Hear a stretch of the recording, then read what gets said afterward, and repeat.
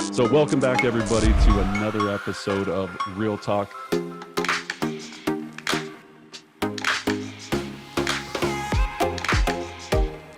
My name is Brendan Bartic with Brendan Bartic Real Estate Coaching, where our mission is to train the most elite real estate agents and coaches on earth. Today, I'm joined by a very special guest, Daniel Dixon, who is a number one real estate team in the Front Range, Denver, Colorado area. He is a multiple business owner. He is a serial entrepreneur. He is a husband, a father, a family man. He is a human rights activist. I don't know where the guy has time to do anything, to be honest with you, because he's got so much going on.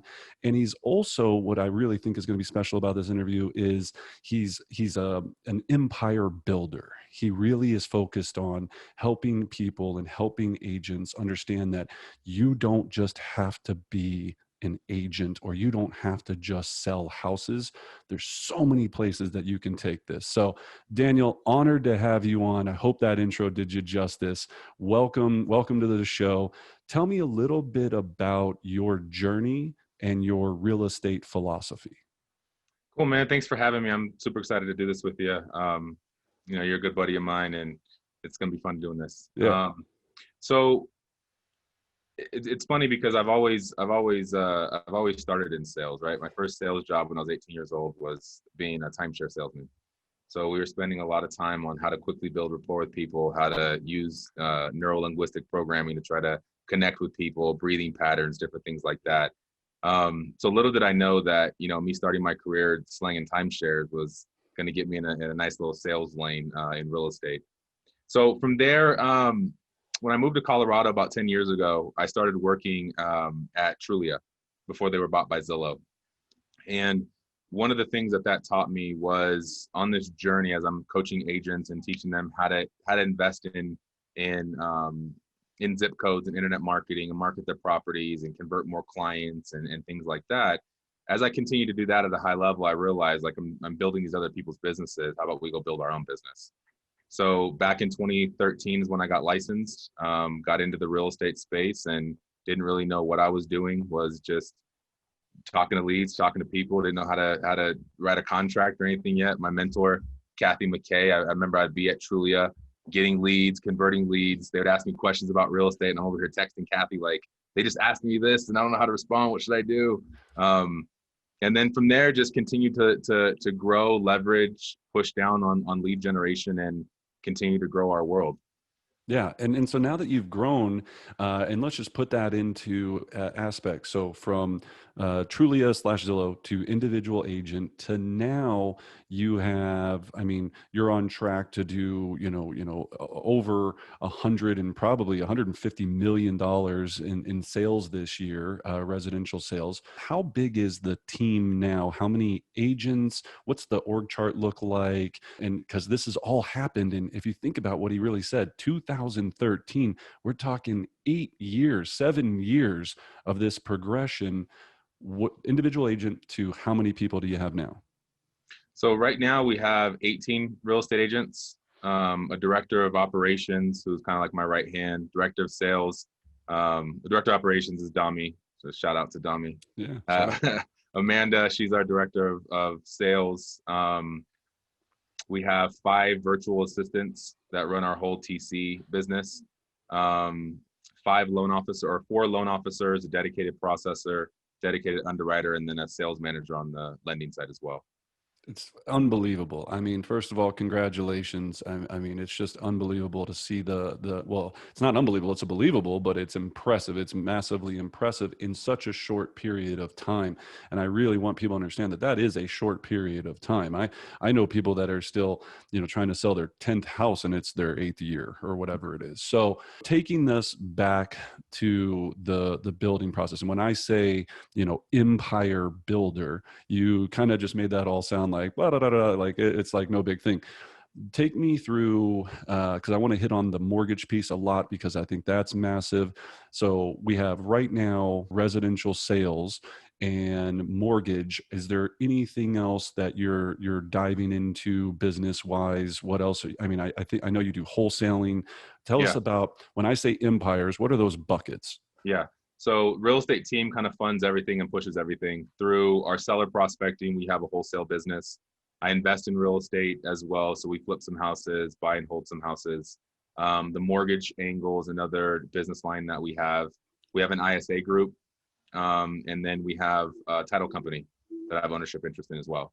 It's amazing. It's amazing. So yeah, so that's what we mean by the word empire is it's not just one form of revenue or income that as it's scaled. So when you looked back and we start from, that first transition, and again, shout out to Kathy McKay, right? Amazing business coach and real estate productivity coach for probably at this point, thousands of agents that are out there. But when we go back, when you started to kind of make this progression, were you looking at it, if you look back 8 years, were you like, you know what, in 8 years I'm going to have all this? Or was it, did a mentor come into play? Was there a coach? What was the switch from agent to empire builder? Yeah, so it's a funny question because when we first started building this, Sean, who's my brother, when we first started doing this, our goal was we were going to generate leads all over the country and sell leads to agents. Little did we know agents, are kind of lazy and don't work at a really high level. So Right. as we first started this, we knew Florida was going to be a good market. So when we started, we were generating leads, and our business plan was to get a lead today, convert it, talk to them, schedule showings for the weekend, hop on a plane, fly to Florida, show the buyer some houses, put them under contract, and fly back home. And so it's hilarious thinking about now, like it's how just miserable that lifestyle would be in that business plan. But you got to dream, right? Yeah. So it was, when we first started, it was more of, I didn't really want to be a real estate agent. I didn't really have this passion to go, buy and sell houses necessarily. I've always loved real estate. I love this industry. I love everything about this industry, but I didn't really necessarily want to just go show houses and meet clients and, do all of that, which as we started growing, we started getting a lot of leads, dealing with a lot of clients. As I've learned over time, in order to scale something, you've got to do it all yourself first. So did all of that, started realizing what leverage looks like. I had no idea that we needed a showing assistant, I was in my basement doing transactions with my mom on a big whiteboard, and she was my transaction manager at first. And so as we're going through that, as we're getting busier, I'm realizing that my time is not best spent showing our new buyers houses, right? I'll get the business, convert the business, go on that first showing with them, introduce my showing assistant, who's Willie, who's my top agent now. Create that handoff, let him go show the houses, hire an outside TC, and then start scaling that way so I can make better use of my time, which is going to be being on the phone, talking to new clients, and working on trying to build a business.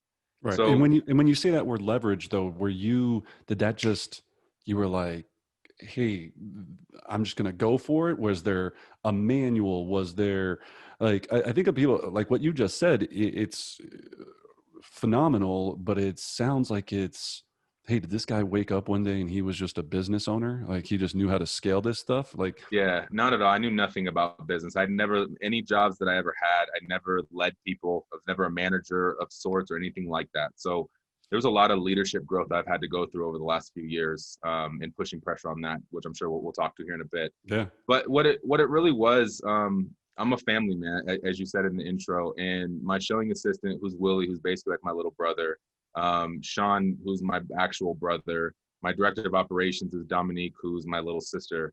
And so it was more providing Willie an opportunity and saying, hey, let's get you out of doing some of this additional, he was working at Nordstrom as a stock boy at the time. Yeah. So it was more of, hey, let's get you into this industry because we're making some cool stuff happen. And then from there it was, all right, well, where can we fit you in? He was, working his butt off doing stock from 5 a.m. to 10 a.m. in the morning, and then coming in, doing transactions for a couple hours, and then running showings in the afternoon. So from that, we didn't really know what we were doing. We stumbled on a lot of, we failed a lot and stumbled on a lot of stuff. And it was more like, hey, just come be a co-pilot with me, and we'll figure it out on the way. We'd be in the office, me, Sean, and Willie together, and we think we'd be working all day, but we'd really just be bullshitting the whole time, cracking jokes, pretending to make calls, and really not grinding as we do today. And our whole mindset was just like, we'll just figure it out. If we're in the office every day, we're going to get lucky. If we make phone calls, we'll stumble on some business. And then if we continue doing that over time, then we're going to end up with something cool in, fast forward a year, 2 years from now. Yeah. And you were younger, right? We Yeah. were all kind of jerk offs when we were younger, like you didn't really think it all the way through. So we had to kind of start pulling it together. So first of all, it's a family affair, right? This is a family business. Talk to those out there that are thinking about kind of doing that same path. What are the goods, the bads, and the uglies about it? So at first I would say, don't ever do it. Don't ever do it. But one thing that's unique about our group is every leader in our world has been with us essentially since day one. So the challenges, the battles, the fights, the fighting for respect, the arguments, all of those things we don't go through very much now. But there was plenty of times where I'm like, I'm not doing this. I remember Willie got done with real estate school and came in with 3 different brokerages information.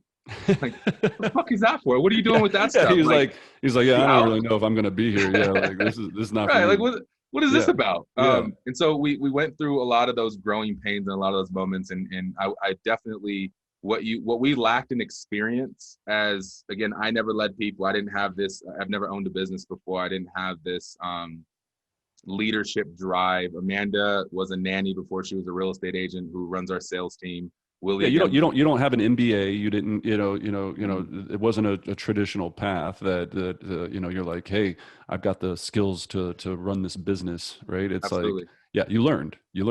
And for me, if I have people's loyalty and if I have people that are willing to get better, willing to learn, and that are going to allow me to drive and trust in my vision and believe in me, like I can go to battle with those people. And so we don't have, at first it wasn't, again, you don't have the MBA, you've never run a business before, you've never run operations for a big real estate team. So we live and we learn and we make mistakes and we pivot and we grow. And did that ever cause you any anxiety? I know for me it did, right? Where I was like, this, I got a GED, and I'm like, it was kind of always lingering in the back of my mind. I'm like, man, I really have no clue what I'm doing. So I just read, got mentors, did all that stuff. Was there ever any doubt in the back of your head?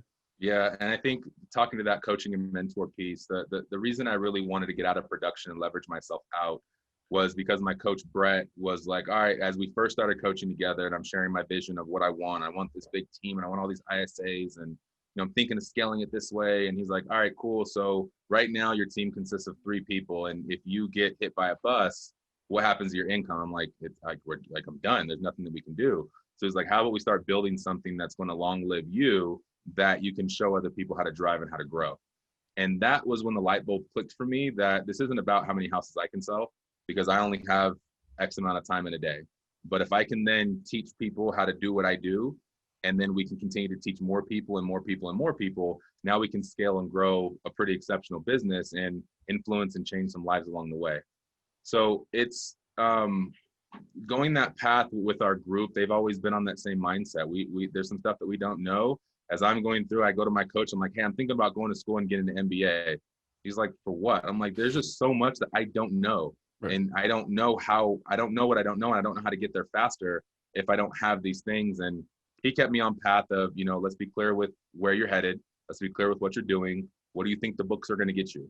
Learning about the stock market, or learning about how to write an, extensive business plan, or, multiple levels of C-suite businesses. Like, that doesn't apply here. Sure. So why don't we go get real actionable intelligence, right? Real life practice. And then over time, we're going to continue to grow. That put a lot of pressure on myself to continue to grow day in and day out, week in and week out, reading books, listening to podcasts. I'm addicted to learning new information. And I think if you can stay in that lane, it's more important than any degree that you can get anywhere. How many people do you think thought you were going to fail? Right? Not many people told me to my face, but you know what they say. Like, how many haters were out there being like, like you are a force of nature, right? And I think some people look at it and they go, yeah, this guy, he's going so fast. I've heard from people say certain things where they'll be like, he's going way too fast. That dude's going way too fast, right? And you're going, I've only just begun. Yeah. Right. So do you just have like the blinders on and you're like, fuck, I don't give a whatever they have to say. Like I'm on it. Right. Like, how did you keep the mindset clear? So I've always had a chip on my shoulder. I've always wanted to prove other people wrong. And so as we got started in this business, I was told internet lead generation doesn't work. Nope, you got to build your business through Sphere. And our main lead source, and we generate over 1,000 leads a month for our agents, and have grown this through strictly internet lead generation. So you go to these KW events, you go to these other masterminds, and everyone's talking about a Sphere. And I don't ask my friends and family to do business with me. I don't Sure. really have a big family in that sense. Yeah. So It's a different model. You have a different completely different. Yeah. model. Yeah. Yeah. And the biggest thing that I kept getting from people was, damn, Daniel, you said you're doing what you said you were going to do. Yeah. And it begs the question. So you were doubting that I was going to do what I said I was going to do. Right. Yeah. So they didn't say I didn't think you weren't going to do it. But when they tell me that, I got a lot of that in year 2. As I'm closed, my first year, I think I closed 36 units.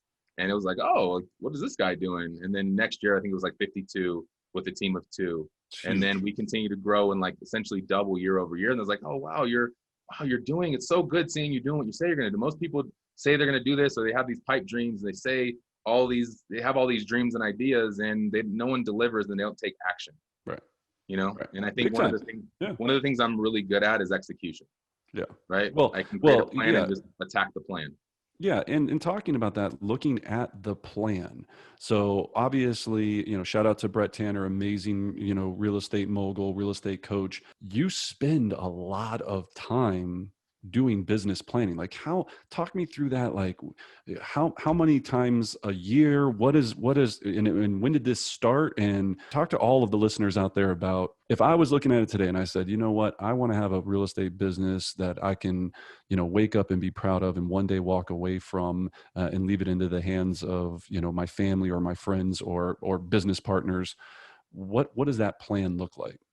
So I think where a lot of agents fail is everyone does, business planning. And at the end of the year, like you do your business planning, you look at what you did this year and you evaluate where you're at, and you make an assumption of what you're going to do next year. Where I think agents fail the most is they create this nice little plan right here, and they go ahead and tuck it away. Totally. And they'll look at it again in December and see how we did. Like, in order to do this, like, you have to be tracking day in and day out, week in and week out. What am I doing? What matters most? And how do I continue to progress and grow my business? And I think that agents don't pay attention enough to we want to sell, $5 million in real estate. Awesome. What does that break down to monthly? Awesome. What does that break down to weekly? Great. How many calls do you need to make to get there? How many clients do you need to get there? What does your day-to-day, week-to-week look like? I think when you look at, I heard this analogy, I don't remember where I heard it, but how do you eat an elephant? One bite at a time. Yep. And I think if agents focus more on the day-to-day, week over week, what am I doing, measuring your business on how well it's going, I think we focus a lot, what we call them as lag metrics. And your lag metrics will lead to your leading metrics. Agents focus on closings. We focus on phone calls. And if we make enough phone calls, the closings will be a byproduct of all of our hard work. So we have a lot of process-driven goals that we stay very focused and driven on. Because again, if we can stay in that lane and drive those actions and drive that activity day in and day out, we're going to have multiple closings, month in and month out. Yeah. And how are you tracking this information? Is there technology that you're utilizing? This has got to be, especially with 20, 30, 40 people, an absolute monster to how do you keep your finger on the pulse of it? What technology are you using? Yeah, so CRMs, I've tried just about every CRM that's out there. One of the things I was blessed with being at Trulia, I knew how to do the internet lead stuff. I knew it was going to be the changing of our industry. But as I was getting out, I was interviewing a lot of these big hitters, and I'm asking questions like, what CRM do you use? What CRM do you think is the best? And I'm peppering these people with questions that are going to help me become a real estate agent. And then the reason I'm here with KW is because the overwhelming support, whether they're with KW or not, are like, start your career at KW. Yeah. They have the best training, they have the best resources. Stay there, do your thing for a couple of years, and then figure out what happens next. And so as far as technology goes, our CRM that we use is Boomtown. So we use Boomtown, and that's where we get all of our analytics on our team how many leads are produced, are the agents working the leads, all the details around that. And then we have a couple other systems that we use. We use Mojo for our dialers, tracking phone calls, conversations, phone calls, contacts, conversations, talk time, different things like that. And then one of the biggest plugs that I want to promote that has really helped change our business as we've grown this team is something called Sisu. So Sisu plugs into all of our other CRM, all of our other systems. And so as an agent logs a call in Boomtown, when they reach out to a client, it reports to Sisu. And Sisu, we used to track everything using just spreadsheets. And so every week we're looking and trying to, it's hard to get the agents to buy in on just numbers on a big spreadsheet. Sure. And what this does, this feeds into visuals and graphics to show and rank leaderboards. They have these like circles and shows you how far progressed you are on that circle, on that goal. It's really cool, and it makes it like a game almost. It makes it more fun instead of here's the formula in my Excel spreadsheet, right? Or they and competition, and I want to touch on this too for a second. Competition is healthy, right? Mm-hmm. You want to have people trying to beat Willie or Amanda or the person next to them, or at least now they're in different roles, doing different things. But it's that healthy competition that keeps people driving forward. So Boomtown, Mojo for your multiple dialer. It's triple line dialer for those listening out there that don't know what Mojo is. You're using Sisu to keep the activities front and center, making sure everybody's focused on what they need to be doing. When I call the Dixon Group, who answers the phone? So it depends on what line you call. So again, we're back to tracking. Every different lead source has a different unique phone number. So not only that we can track, we also use something that really, we integrated this about probably a year and a half ago, something called Zapier. Yeah. And so what Zapier does, Zapier allows things to come into one thing and then be pushed out to 2 or 3 additional things. So we'll have a phone call come in, a sign call. So we have a unique telephone number on all of our signs where a client is out front, that phone call comes in, that gets routed to 2 or 3 additional agents or one of our ISAs. And then that lead is automatically plugged and pushed into Boomtown. Gotcha. Excellent. And then distributed from there. So it depends on what line you call. If you're calling our rent to own product, that's a different unique number that rings an ISA. If you're calling a callback number from our prospecting, that rings a different line. So we can track and see, again, what matters most, where are we spending our time, what is working, what is not working. Again, real estate agents, we want to spend money on the bright new shiny thing and have no idea where it's coming from, where their business is coming from. Again, when I was at Trulia and we're going through how many closings have you had? Oh, I've had 12. You have? Are you sure? And then they go back and like, well, 6 of those were Spear. Like you have no idea. People have no idea what's going on. And one of the biggest things that agents should do when they start is build out what those tracking things are. Identify each lead source and put it into a different bucket, because your follow-up, your script, your communication, your drips, everything is going to be different based on what lead source and what bucket those people are coming into. Yeah, completely.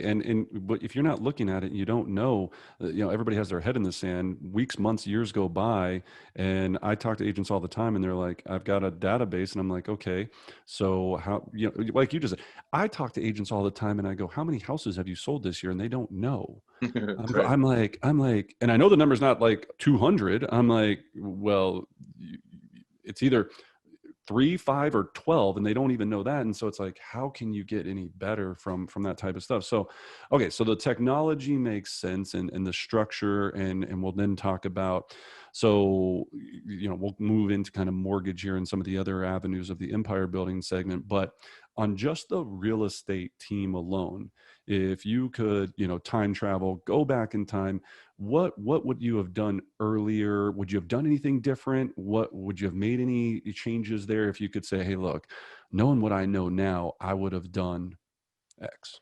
Yeah. I think with just the real estate. Yeah, there's a couple of things. The first thing is I would have invested in Boomtown earlier. So I waited 2.5 years to do Boomtown because I'm trying to find a less expensive option. So Sure. We're using Follow Up Boss, and we're using Top Producer, and we're using these things that work in one area but don't work in another area. And then as we continue to grow, those systems don't work for a big team, which is when we bit the bullet and started paying for Boomtown.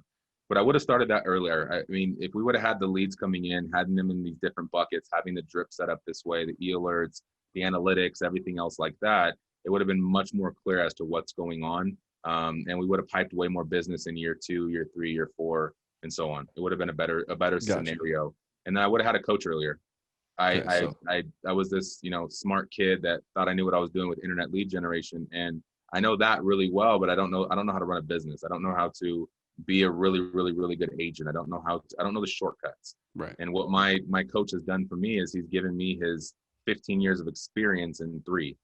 And I mean, it's invaluable at that point, being able to shorten the gap and bridge that gap of knowledge where I don't have to make the same mistakes or wait on the sideline for 6 years to get something through. Now I can get, these frustrations of having a coach, and, he's my life coach, my real estate coach, my friend. Like, he hits all these different buckets for me. And if I would have had that earlier in my career, then, we would have been able to take off faster.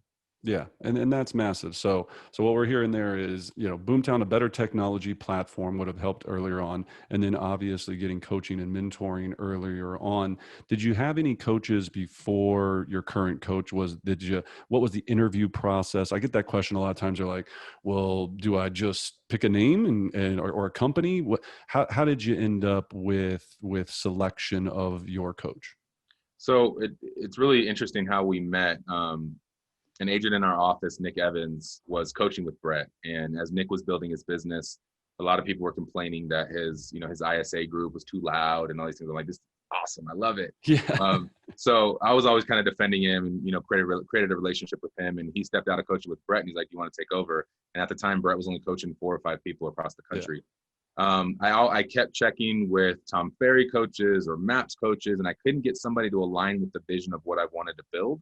It was, all right, how many calls did you make? And it was the high accountability around what lead source are we calling and different things like that. And I didn't feel like anyone was giving me the growth that I needed not to be a really good agent, but to start transitioning and leveraging to become a really good business owner.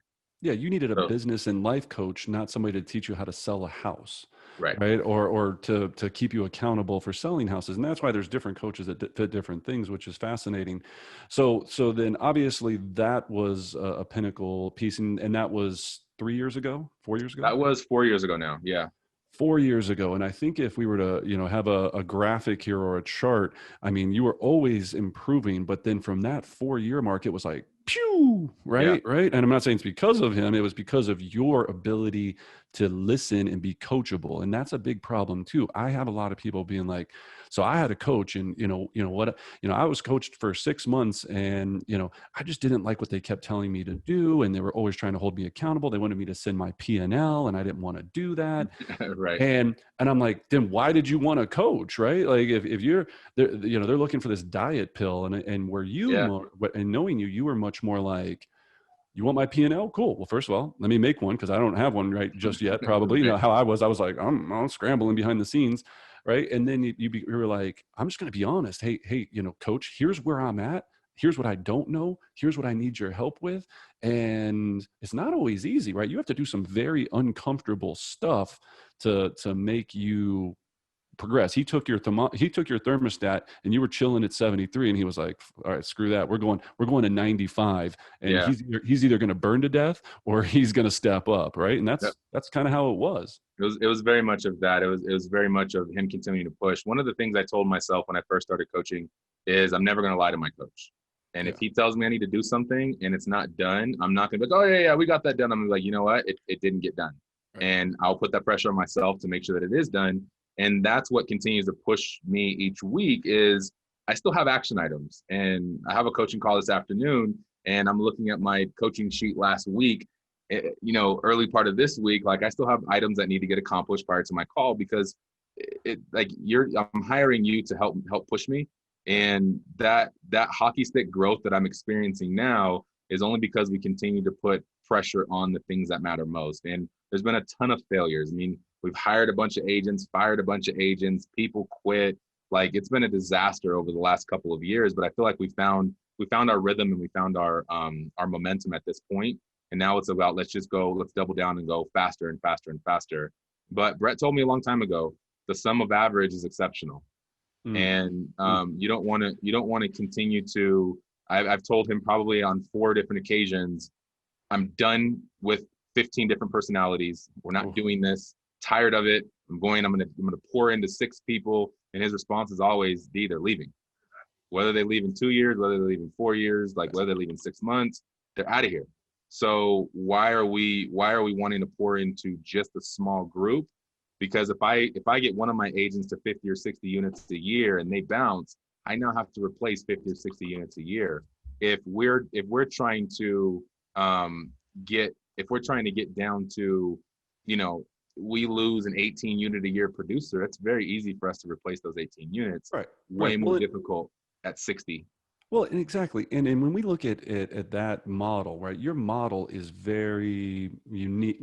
Well, maybe not necessarily unique. The structure of it, as you just said, hiring and firing and things that you've learned over the last few years here. Tell me about, I mean, again, so we've got technology that we would go back and kind of do earlier. We'd go back and get a little bit of coaching. Now every part of your business is built upon the success of others, Mm-hmm. right? And in some, not solely, but it's human personnel, right? Yeah, You absolutely. you you manage and coach and motivate and do all that. So looking at it from your first hire to how you're hiring now, what's changed? The biggest thing that we drill down on, we don't go through the KPA process. We glance at a disc. We have a phone call, and you gotta make Amanda feel good in her belly about you. There has to be some sort of connection. We've got to feel something on at the very beginning. What we say is we don't hire talent. We hire attitude, and we train talent. Mm. And so a lot of our agents are brand new agents starting out in the business that we can pour into. We can teach them our way. We've tried with the seasoned real estate agent. I don't want to hear about how you used to do it at Remax or how you so-and-so used to do this. Like, I'm always open for new information, but this sauce works. This secret sauce works, and we need you to buy in, drink this Kool-Aid. And if you do that and you keep your head down and you continue to grind, you're going to be wildly successful. Right. And with that, exactly right. And when you're looking at the culture, they have to, from what I've seen in our previous conversations, they have to have some grit, right? They've got to Yeah. have, you're not looking for people that, grew up on a yacht and were like, Yep. hey, like my life was super chill. And so can I come kick it with you guys?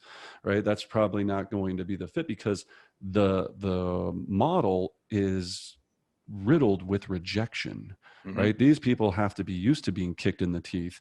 Every day, what we do in real estate is it's not always this puppy dogs and rose petals, right? It's Right.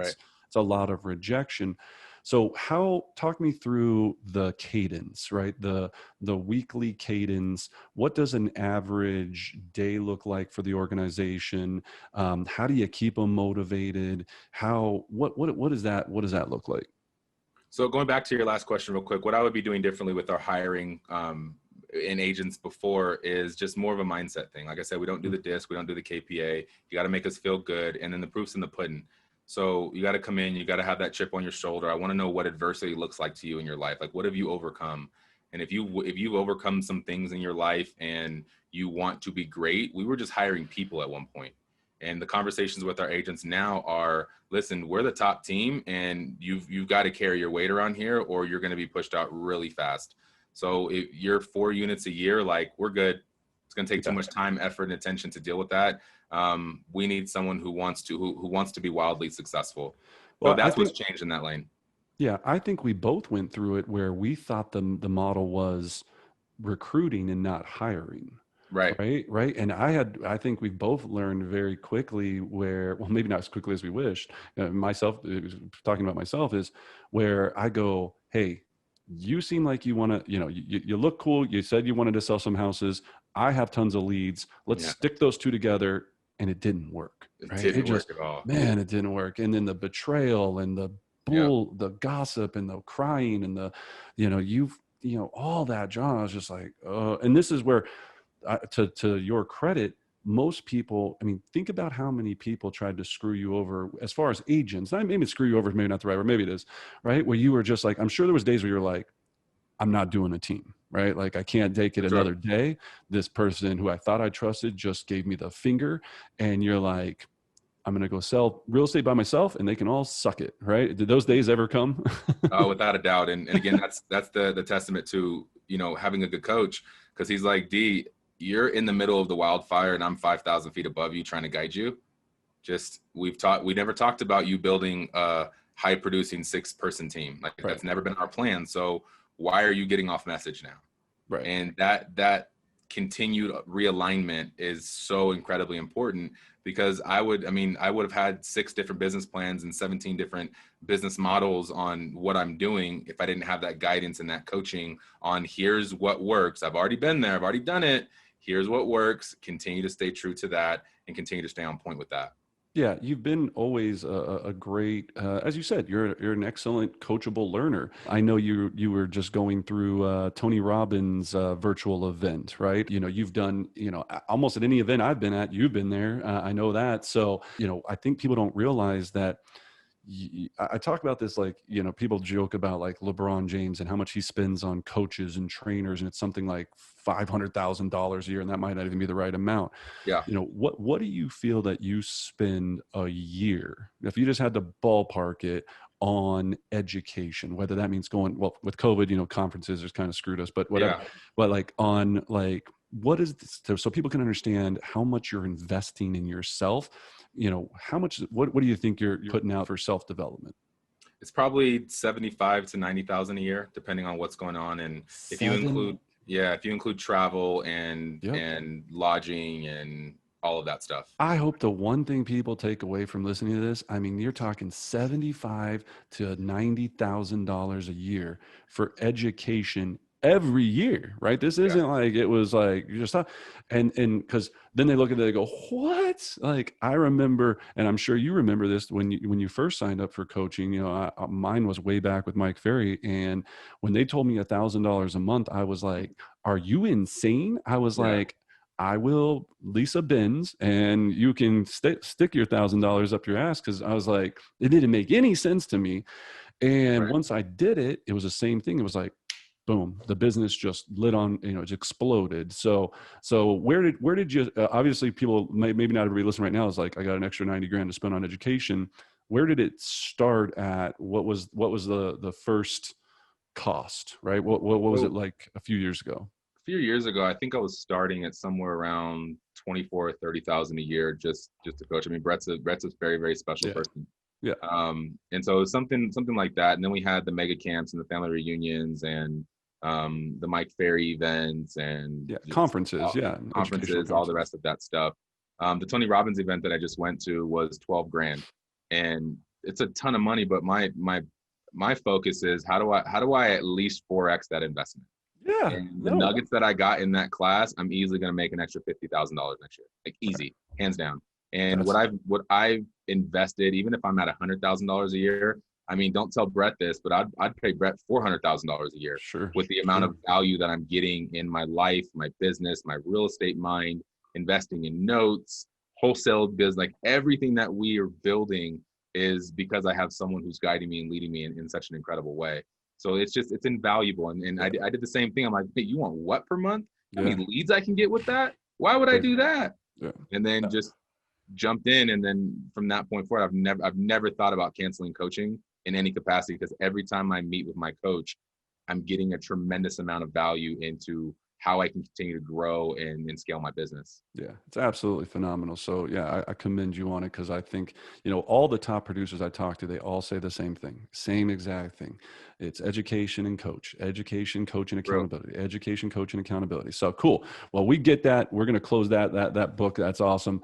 So now let's talk about mortgage, right? So first we dominate real estate, and you're still dominating it. And as I said, number one team in Colorado, real estate team, absolutely, crushing it.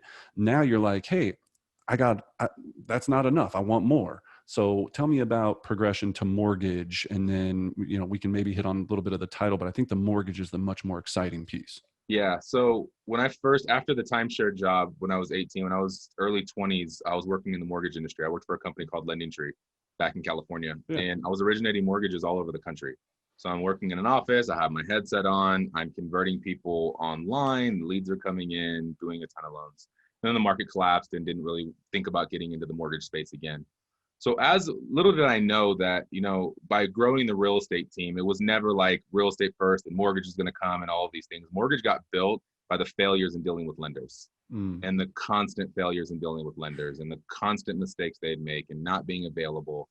And so as I'm growing this team, we do a lot of internet lead generation. And when somebody's ready to talk to a lender and pull an app, like I need that done today. I need that done like right now. We can't have that be done on your schedule sometime tomorrow or maybe over the weekend. So I kept hitting this wall of no matter how experienced a loan officer was, you don't have the ability to scale with my team.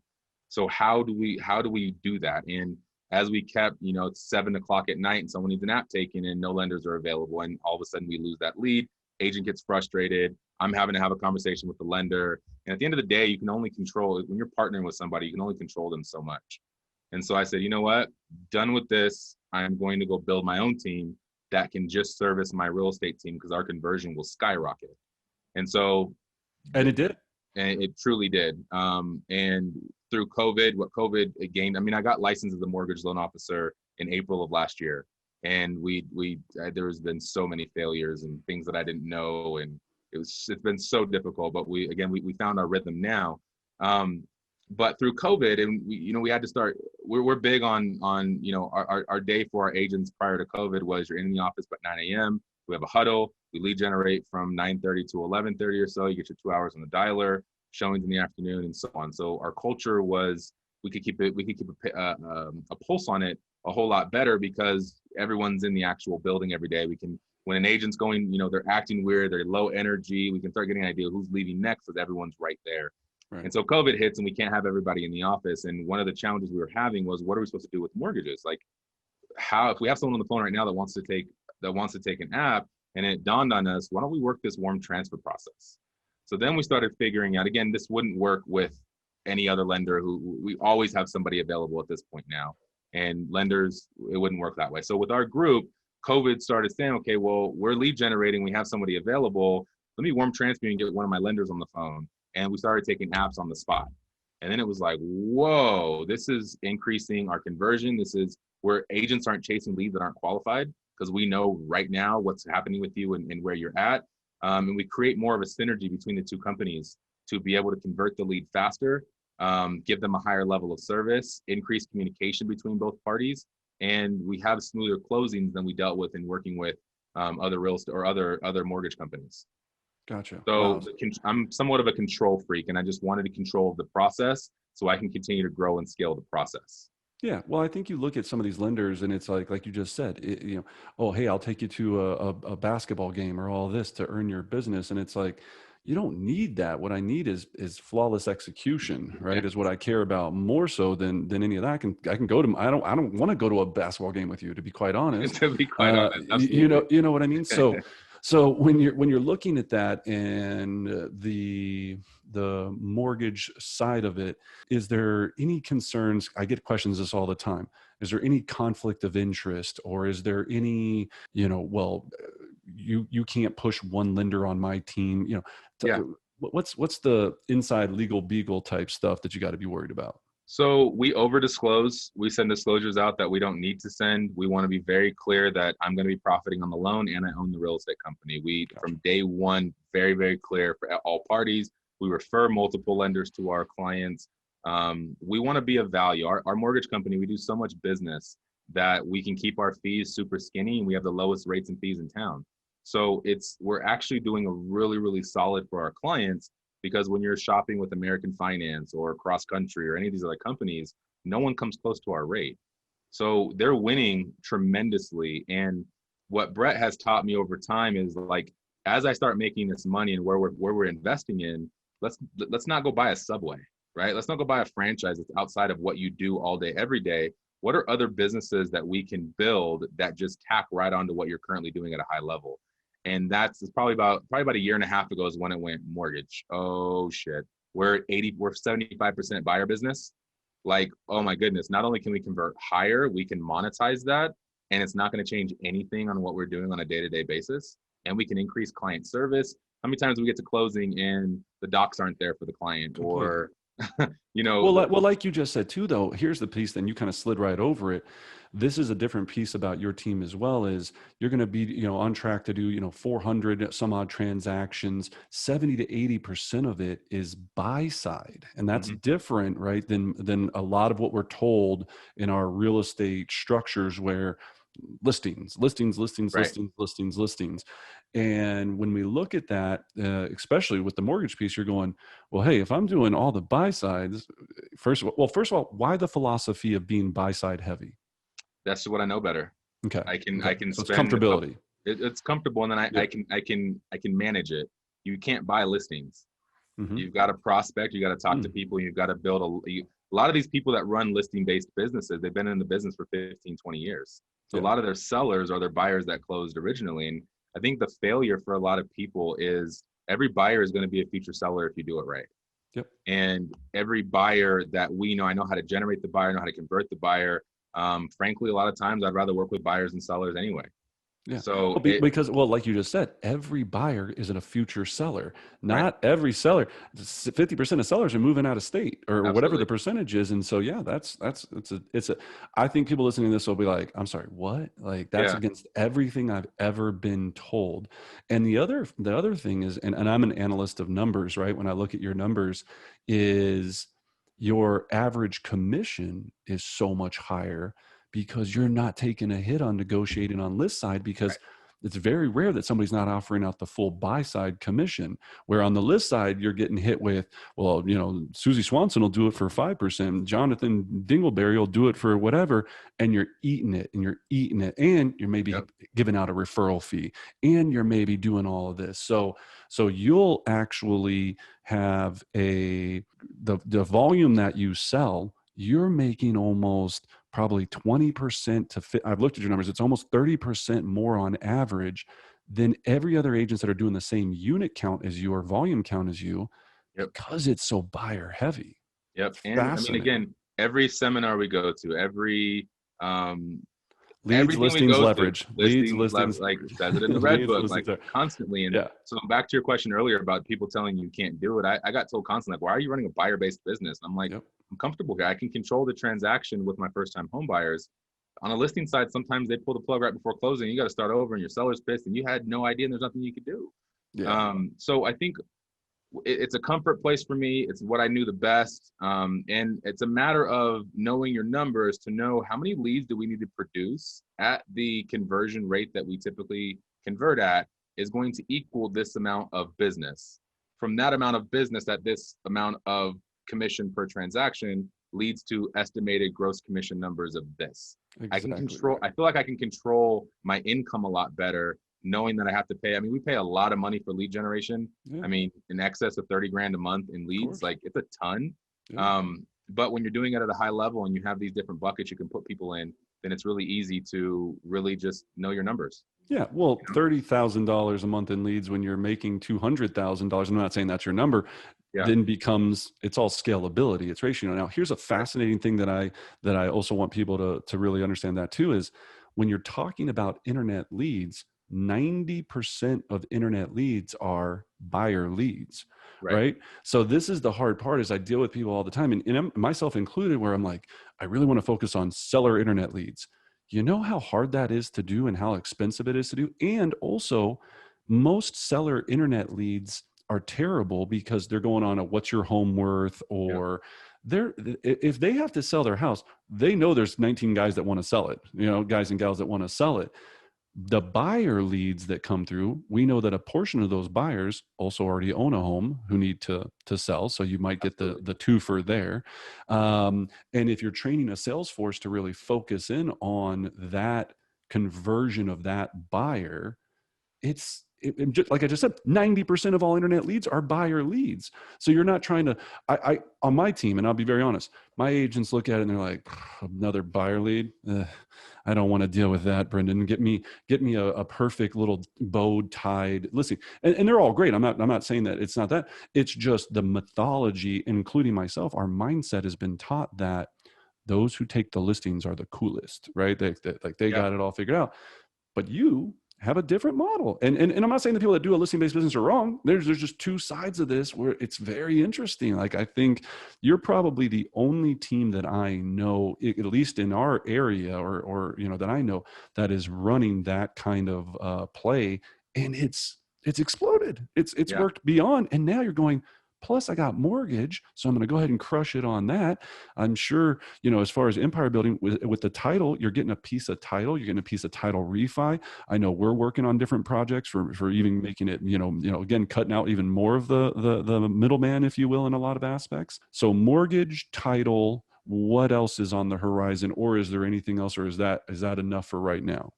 That's enough for right now. What we're focusing on right now, the first vision was, okay, I'll get licensed and I'll be the loan officer. I'm no longer in production, so I'm not going to be on the purchase contract. It's completely legal. Like, it's a lot of people like, it's illegal to do that. I'm like, no, check with your people. I mean, I'm going to my lawyers. I'm saying, how do we do this? This is not a matter of can I do it? It's how do we do it? Completely. How do I make this work? And from there, it was, okay, let's have this mortgage group service our real estate team. And we're there. So the next thing is now growing our mortgage branch, working with outside agents, working with other big teams across the country and servicing. We're licensed in 4 states right now. So taking on that refi business from our network in other areas. One of the unique things that our agents do for follow-up is they're calling just from a place of contribution and pitching a refi. And our agents don't make any money from it, but it opens up the conversation that's much stronger than, hey, I'm just calling to follow up. Like, no, call with intention, call with purpose. Like you just said, it opens up the conversation. Well, and then looking at that, we hear the trigger, the hot phrase is expansion. Are you looking to do expansion? And that word can mean a lot of different things for people. I mean, expanding the mortgage company, business, you're obviously in 4 states, but meaning you don't need to be in 4 different states physically. Exactly. Obviously, that's the nice part. So what when I say, I got all these agents going, the only way you're ever going to do it, Brendan, is you got to expand. You got to have different offices, and you got to sell this snake oil. And I'm not saying some of them are good. I'm just saying most of them are not, because they end up being on our real estate teams, right? They're like, I came from XYZ's expansion team. I came from XYZ's expansion team. So are there plans to go in different states, or is it create the massive hub here? So 2 years ago, I was leaving Denver because I run a buyer-based business and there's no inventory. And so where inventory was Florida. So we expanded to Florida. My brother moved out there to start growing that business. As I've talked about expansion with Brett, I mean, Brett's in a lot of these rooms with a lot of these people that ran expansion. And he's like, expand when you don't have enough units in your market.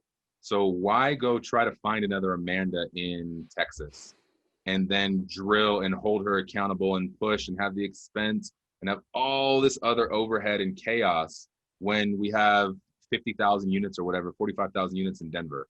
Totally. So our model is more drilled down right now. We might have a satellite office in the Springs. Is kind of what we're talking about right now. Sure. Outside of the state, no. The expansion is going to be led through the mortgage group. So the thought process now is we'll start purchasing leads in other states. We'll have our ISAs converting those leads, getting those leads with the lender, getting them qualified, and then I have no overhead cost, and I can still get a 30 or 35% referral fee, giving a fully qualified buyer to an agent in whatever state that we start generating in. So I think it's a safer way to do the expansion. But as far as having agents and running multiple teams in multiple areas, I'm a homebody. I'm not wanting to travel. I mean, I want to be in Vegas. I want to be in Arizona and these other places, but I'm not flying multiple times a week or multiple times a month and taking time away from my kids. Well, you want to be in Vegas to have fun. Let's be very, that's the only reason. That's the only reason I want to go to Vegas. I don't want to go to Vegas and sell houses ever. So, for sure. All right. Well, then looking at that too, and I'm going to say this as bluntly as I can, and I'll just say it. How much does ego fuck with you? Let's just say it as it is, right? I've talked with you about this. You've had to scold me and coach me up in a couple areas regarding my ego. So it's been a journey for me. One of the best books I've read is Ego is the Enemy. And it really gets you focused on, it's not about you. I mean, I used to be this you're not doing what I'm doing. I sell hundreds of houses a year. You're not like me. And that doesn't get anyone anywhere.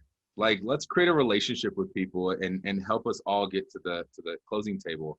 So it's been a journey for me in learning that and realizing I don't really compare myself to people anymore, or, you know, I do more business, or I've sold more homes or different things like that. As a matter of fact, it's a little bit opposite now, where if you actually play into the other agent's ego and talk about how great they are and how smart they are, and wow, you've been doing this for a while, game changing. Yeah. Well, you're Game playing changing. chess, not checkers, right? And that's the Absolutely. hard thing. I think both of us went through a phase where we were both playing checkers, and we were so strong that we were winning, right? But we were still leaving a lot of money on the table because we were like, hey, I speak for myself, it was just pure ego and arrogance, right? Yeah, And definitely. you know, now I'm learning, and you, same thing on your team is, you've got people that have been with you, for years, right? Yeah, Years. And then you've got people that, are just going to come through revolving through the door. Right. And right. it's unfortunate, it's a nature of our game. The loyalty factor is heartbreaking. Yep. And then people, they give you all their advice, and you should do this and you do that.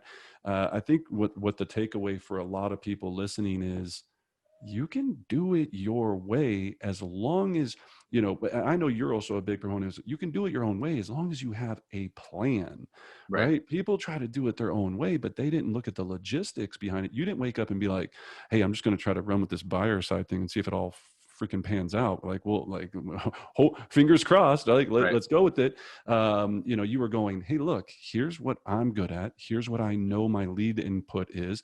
I know for X amount of leads, when I give it to X amount of agents, I make X amount of dollars. And if I make those X amount of sales, then there'll be X amount of refis that turn into X amount of repeat business that turn, you know what I mean? It's doop, doop, Exactly. doop, doop, doop, doop. And that's a strategy that takes a tactician, that takes mindset, and it takes someone else looking at your strategy going, I don't know if maybe that piece is right. Like you said, the aerial view of your coach going, well, yeah, but yeah, hold on, take a step back. Like if you do that move and that move, maybe that won't work out. And it's nice having that person. So We with we the, focus a lot on what, why, how. yeah, What are we doing? Why are we doing it? And if you do that, you'll figure out the how. A lot of people make the mistake and they go how first. And you create this beautiful plan, but you don't know what you're doing or why it matters. And I yeah, think that's a really easy, simple formula for people to figure out, is just what, why, how. What am I doing? Why am I doing it? And how do I do it at a high level? And if that is just your thought process as you anticipate a new business idea, a new lead generation source, a new opportunity, any and all of these things, just what, why, how I makes it love it. really clear, really simple, really easy. I love it. What, why, how? I'm going to even use that, because I think a lot of time I'm like who, what, where, Right. So, and I think a lot of us are programmed that way. Then Daniel, with the business growing exponentially, all of the success that you're having, I know a lot of people listening to this will maybe want to be saying, hey, I want to connect with Daniel and either, apply to be a part of his organization. I might know somebody that would like to be involved in his organization. What should they do? We're going to put all of your contact info and website and all that stuff below. What's the best way to start the process, and who are you looking for? So we're looking for just driven individuals. Like, I'll teach you everything that you need to know. Amanda will teach you everything you need to know. You'll be around our hitters that teach you everything that you need to know to be great. One thing I heard at Mega Camp, or at family reunion this year, which is mind blowing to me. We've always heard that you can lead a horse to water, but you can't make them drink it. Our job as leaders is we got to figure out, how do we make them thirsty, Mm, right? How do we make How them do I make thirsty? you thirsty? And that is what we That's the continue. $1 million question right there. Legit, right? And so you're going to have people that are going to be stallions. You're going to have people that want to just, I mean, and I say average, and I don't think anyone in our organization is average by any means, but there's some people, like, I eat, sleep, breathe, live this business day in and day out. And the people who produce at a really high level do it as well. And I think people get into real estate with the wrong mindset. They get in because they want to make their own schedule. They get in because, their friends are buying and selling houses. They think they're going to capture that business, and you're going to capture some of it, but you're going to have to grind. And I mean, we get so you ever ask a new real estate agent what they want to make, and all of them want to make 100K. And when you evaluate that, like, who else do you know in your network that makes $100,000? Yes. And what does their world look like day in and day out? How many of them are waking up at 10 a.m. and just, putting in 3 hours a day? And Totally. so we drill people a little bit more on interviews now on where's your mindset at. Where our building is right across from Macy's, and me, Amanda, and Dami would sit there and banging our head against the wall like, why, if you worked at Macy's making $11 an hour, you're going to put in a full 40-hour work week, but you work here and have unlimited potential and you work 22 hours a week? Like, what the hell are we doing? Why Oh do my you get God. more at Macy's than you're going to get here? It, And it's mind numbing, right? it doesn't make any sense. yeah, we look at it and people go, because I took I spent $500 to get a real estate license, I should make $100,000. And you hit the nail on the head. They just don't want to put in the heart to do it, which is really, if you're getting a real estate license, you're becoming an entrepreneur in a lot of ways. And what people Yeah. hear, that when they hear entrepreneur, they think, I work from a yacht and I'm an entrepreneur. And it's like, Right. no, that means that you eat, sleep, live, and breathe. Your work is your passion. You have a great Definitely. family and you have all this other stuff, but it's a lifestyle. It's not well, I want to have a work-life balance. Then go work at FedEx. I say it all the time. You want work-life balance? This is not for you. It's You not for should, you, you right? should not be here. And there's nothing wrong with working at FedEx. Good. That's what you should be doing, but you're not going to like it here. All right. Well, So we're leaving. yeah, Let we me want this last driven point. people. No, please. Yeah. We're leaving so much meat on the bone, and it's frustrating. And our agents are like, well, we feel like we're doing enough. And you take these people who are making 35,000 a year, they're on pace to make 70. Do they really need to make 120? Sure. And so my saying is clarity equals speed. And so I don't care if your goal is to make 65,000 this year, awesome. I support you. I'm on it. Not mad. Cool. That's great. That's going to change your life. Phenomenal. Let's be clear and have that as your goal. Because if you tell me you want to make 150 and we back out all those goals and you're not on pace to make 150, then I'm going to be up your ass. Let's get clear on where you're headed and what you want, and then lean on me to help you get there. Well, it's And been people so just lie. They lie about what they want. They lie about every what they day. want to become. Everybody wants to eat. Nobody wants to hunt. Right. And so back to people we're looking for, like, we're looking for people that want to hunt. We're looking for people that want to make 250K a year. A lot of the reason that we have the stickiness in our group is because I don't just teach agents how to sell houses. I teach them about the levels in this. Like, at first you got to Building understand wealth. You teach them how to build wealth. Right. There's levels. Like, the first level is you got to understand how to sell a house. Yeah. Next level, you got to learn how to sell a bunch of houses. Next level is you got to start paying less taxes by investing and doing these things. Next thing is you got to start reinvesting your money and growing your money and creating that passive income, creating the S corp, doing these other things. And that's not all happening year one. You don't need an S corp if you're going to make 70,000 this year. Exactly. You need to pick up a phone and shut up. Well, you need to pick up a phone and not shut up. You need to pick up the phone and keep talking, but Absolutely. you need to, yeah. And that's the thing. They come in and they go, but Daniel, your whole thing sounds cool, but I think I'm going to probably do it this way. And then you're going, well, then there's the door. I would assume. Absolutely. I mean, that's what we're doing too, because it's like, you don't get it. Daniel's model works.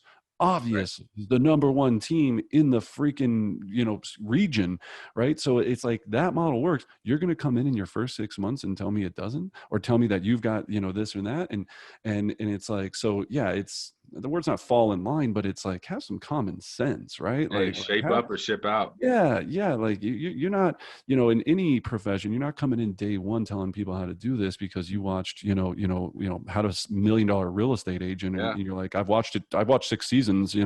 Like I could watch 6 seasons of Naked and Afraid. I wouldn't last 5 minutes naked in anywhere outside in the wilderness for 2 minutes. I could watch as many episodes as I want. So yeah, I think it's the psychology of it. So all right. So we're looking for talented people for the real estate business. We're also looking for people for the mortgage business as well. What are we looking for there? So we're on the hunt right now for inexperienced LOs. People have been in like six months, know how to do a couple of deals, and then we'll blow you up. So you can train them your way. Yeah. Right? And then outside loan officers that don't work with our group that want to be a part of. One of the unique things about our group is we have all of our own team. So when we get loans underwritten, we have our own dedicated loan underwriters that work our deals. So we don't have to deal with what a lot of lenders call SLAs, right? Which are just like turn times. And when you are a loan officer in a company, you got to just adhere to whatever it is. And if their pipelines get full and your turn times get delayed, then closings are delayed and so on. And we've built a lot of our own stuff. So we have our own dedicated processors, our own dedicated underwriters. our own dedicated docs and funding team. So we have more control over the process from start to finish than your average loan officer that just, does a good job or has been in it for a while. And so we're looking for loan officers experienced 6+ months, and the people that have been in the business for a while and want to get more control of their business and, lower rates. We're looking for processors, dedicated underwriters. Everything that I touch, I want to build and scale. So where we're at now, we're doing about 8 million a month in sales, and we've been doing it for about a year, which is like phenomenal. But now it's how do we grow to 250 million? How do we do to 400 million? How do we continue to grow it? And you can originate a loan while you're on the beach in Miami. Yeah, So very true there. Yeah. All right. So I think people are clear on that. Should they just go to the main website? Should they call? What's the best way to connect with you guys? best way, just shoot me an email and I'll get Okay. you with our team that needs to, that will then set up interviews and, Zoom meetings and different things like that to get that all set up. So email is the best way of communication. And yeah, Perfect. I'll get that ordered along and get you into our web and have you start talking to our people. And we're not a good fit for everybody. Sure. We have really high No. standards, really high accountability, and we expect greatness from everybody inside of our world. Yeah. And you help them create that, right? And it's like, that's the best part is, like you said, you're not looking for agents, you're looking for people that want to build wealth and people that want to go Yeah. on this journey with you. And so I think that's phenomenal. So again, well, we're honored. I can't thank you enough for your time. So for everyone out there, so Daniel Dixon with the Dixon Group at Keller Williams Real Estate here in Denver, Colorado. If you have anyone that's looking to buy or sell real estate, reach out to them. They're going to make sure that not only do you have the best probably real estate experience, but you're going to have the best mortgage experience, and it's packaged all in one stop, which also helps you have all the savings. So and title and all these things. So the whole thing is that he's creating this experience for you that's going to not only make sure that you have a great experience, but you're going to save some money probably in the process. So that's the fantastic part. And then we'll have his email address, his website, all of that below in the thing.